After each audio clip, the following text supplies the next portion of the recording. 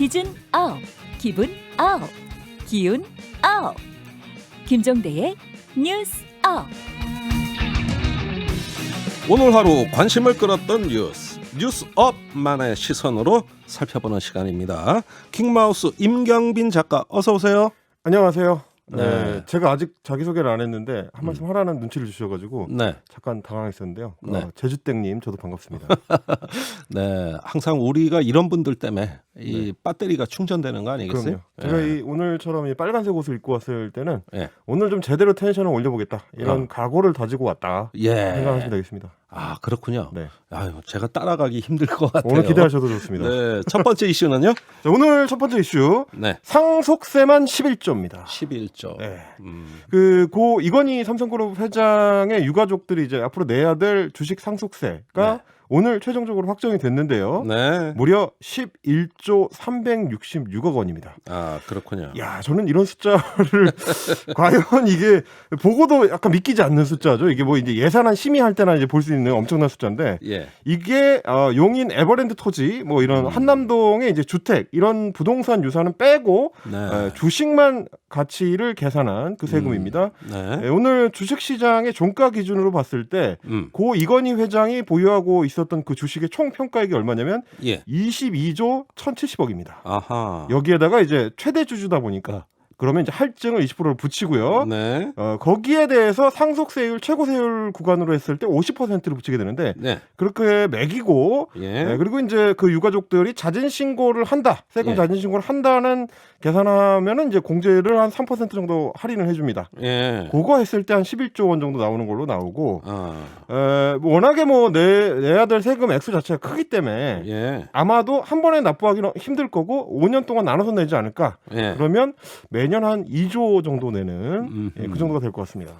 그런데 언론에서 뭐 이런 거 갖고 제대로 낼 수 있기엔 너무 많은 금액 아니냐 네. 이런 식의 실드를 쳐줘요. 예, 사실 그러면서 이제 또 이렇게 많이 늘어났다고 그렇죠. 이렇게 얘기하는데 아니 많이 늘어난 거야. 시세가 올랐기 때문에 늘어난 거 아닙니까? 정확하게 말씀을 하셨습니다. 예. 제가 오늘 준비해온 얘기도 그 얘기인데 예. 지금 우리 언론들이 벌써부터 말이죠. 상속세 너무 많은 거 아니냐.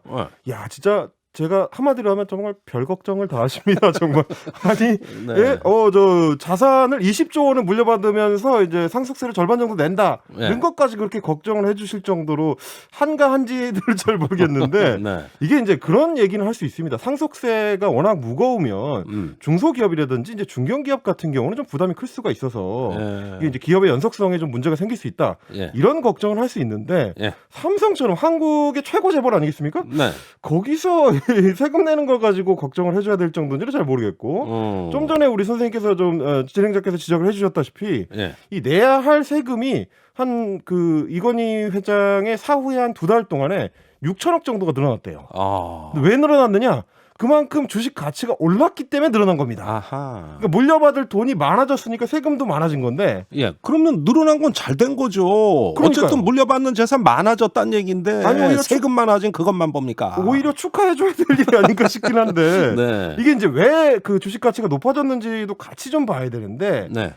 이 세금은 결국 현금으로 내야 되기 때문에 예. 그러면 앞으로 삼성 관련 그 회사들이 주식에 대한 배당금을 늘리겠구나라는 예측이 있었습니다. 네. 왜냐하면 이제 대주주가 대부분 이제 재벌 가문하고 연결돼 있기 때문에 예. 그 사람들한테 현금을 몰아주기 위해서는 각 회사들이 매년 하는 배당의 이제 이거를? 배분율을 높이겠구나. 예. 그러면 나도 일단 저 주식을 미리 사놓으면 배당 많이 받을 수 있겠지? 아하. 이런 기대가 있는 거죠.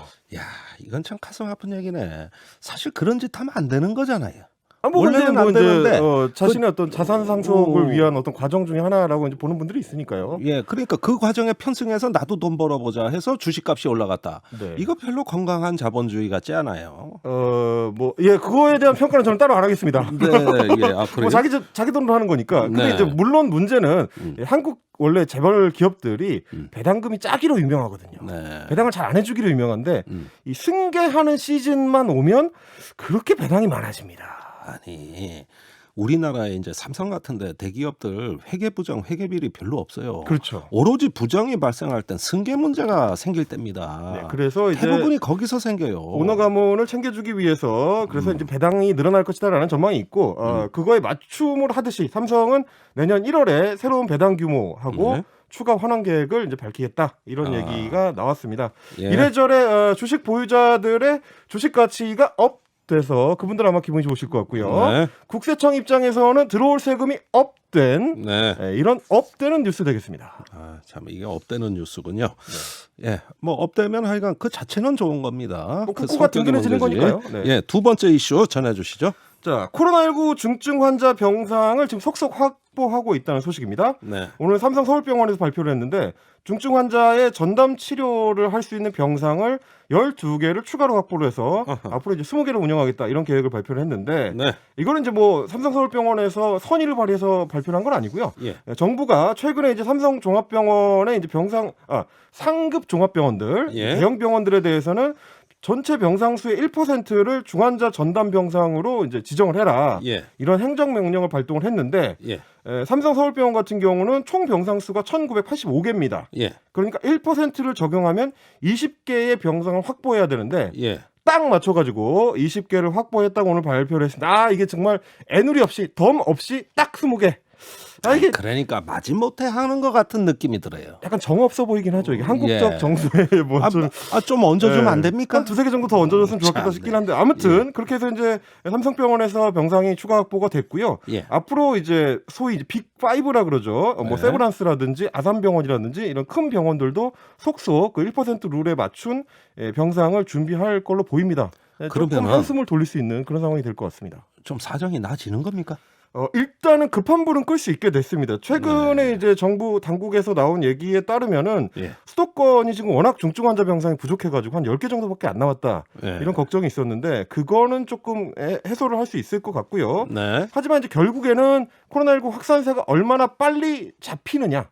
그래서 얼마나 중환자의 비율이 줄어드느냐에 달린 거라서 네. 그거를 좀 미리 좀 그 생각을 해야 될 것 같고 네. 이번에도 드러난 거를 우리가 생각해봐야 될 거는 자꾸 급하면 민간병원에다가 의지를 하게 되는데 예. 이런 상황이 초래가 안 되려면 공공병원을 확대를 하고 공공 시스템을 갖추는 그 얘기가 계속 나왔던 얘기지. 그게 사실 이제 메르스 사태 때 2015년에도 나왔던 얘기거든요. 또 같은 얘기입니까? 그럼? 또 같은 얘기를 해야 되는 이 안타까운 상황. 예. 이거를 좀 공공 의료 체계를 업그레이드해서 예. 다음에는 좀 이런 얘기가 안 나오도록 해야 되지 않을까 이런 생각을 해보게 됩니다. 맨날 소 잃고 외양간 고치는 소리. 그러니까요. 예, 이번엔 좀 제대로 좀 합시다. 네, 예, 다 했습니까? 네 업그레이드 하자는 얘기까지 마치겠습니다. 알겠습니다. 자, 종대 발표로 되돌아오겠습니다.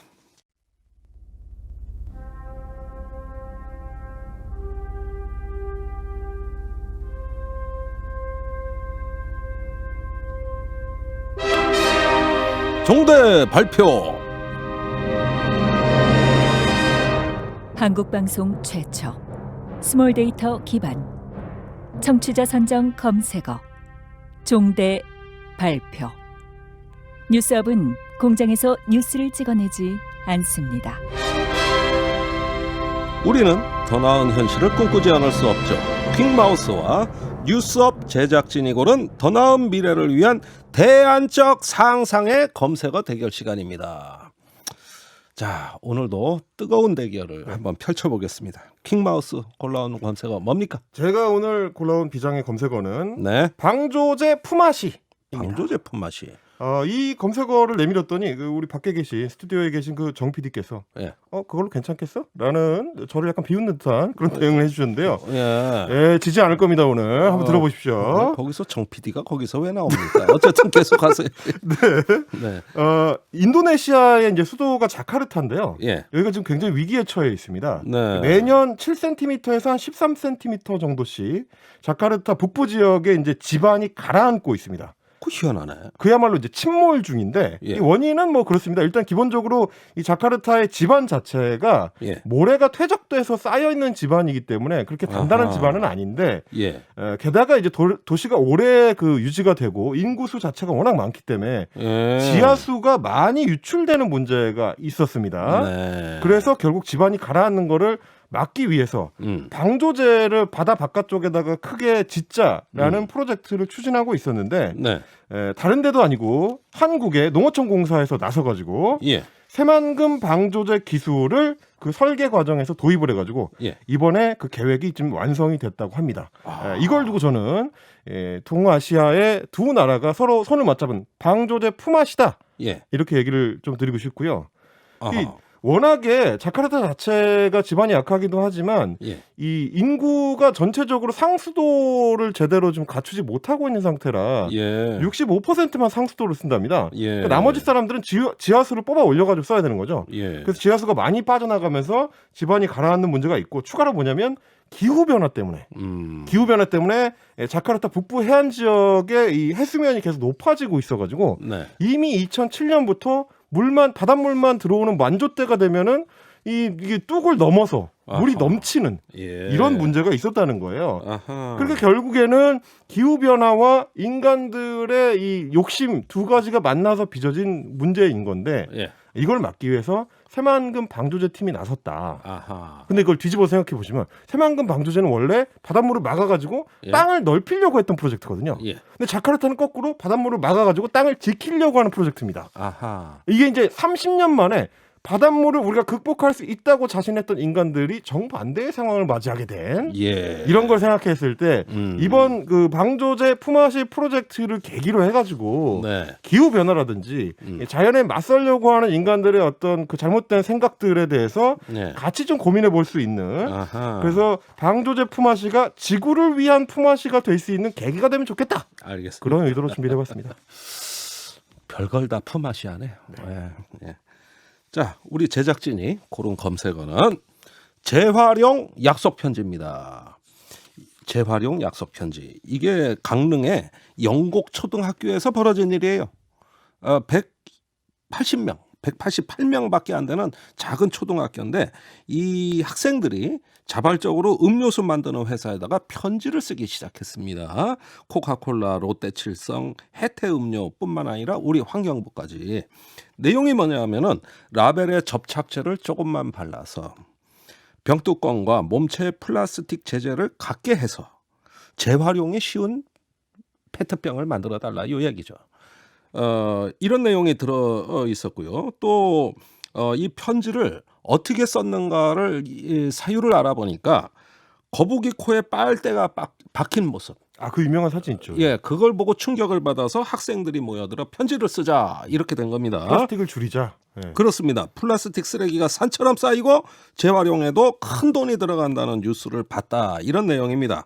여기서 지금 우리 학생들이 코로나 사태로 거의 1년째 마스크 쓰고 등교하는데요. 수업 시간에도 마스크 쓰고. 그러니까 이런 상황에서 환경마저 파괴되면 마스크 없는 세상, 이런 세상은 이제 꿈꿀 수가 없다. 이렇게 되면 우리 사는 세상 어떻게 되는 거냐? 이래서 편지를 썼더니 음료수 회사와 환경부가 2030년까지 전 세계에서 판매된 음료 용기를 100% 재활용하겠다. 재활용이 쉬운 플라스틱 병을 만들겠다.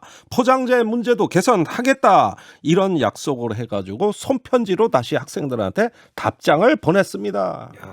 큰 성과입니다. 우리 학생들이 만들어낸 역사입니다. 우리 초등학생들의 손편지가 기업의 마음까지 움직이는 이 위대한 역사를 보십시오. 자, 잘 분리배출하는 것도 중요하지만 환경을 생각해서 만들어내는 생산 자체를 바꾸자고 한 어린이들의 재활용 약속 편지를 오늘의 검색어로 추천합니다. 괜찮죠? 괜찮네요. 임경빈 작가의 방조제 품앗이 제작진이 선정한 재활용 약속 편지. 무엇이 미래를 위해 좋을지 지금 바로 메시지 많이 올려주세요.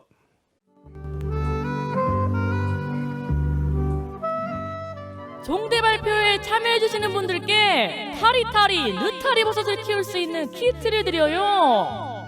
단문은 50원, 장문은 100원, 샵 112로 문자 보내주세요. 레인보우 유튜브로는 무료인 거 아니니? 자, 종대 발표 오늘의 검색어를 발표하겠습니다. 오늘의 검색어는 재활용 약속 편지 제작진 축하드립니다. 지금 밖에서 난리 났어요. 아, 오늘 네. 정 PD님 말을 들었어야 되는데 딴 거 했어야 되는데. 예, 오늘 타리타리 느타리 버섯 키트 받으실 당첨자님 7874님입니다. 축하드립니다. 자, 사연 남겨주셨어요. 당연히 재활용 약속 편지죠. 일상에서 제일 많이 겪는데 학생들 칭찬해주고 싶네요. 말씀해 주셨습니다. 단문 50원, 장문 100원의 유료 문자 우물정 1212로 버섯 키트 받으실 주소와 연락처 꼭 남겨주세요. 킹마우스 수고하셨습니다. 감사합니다.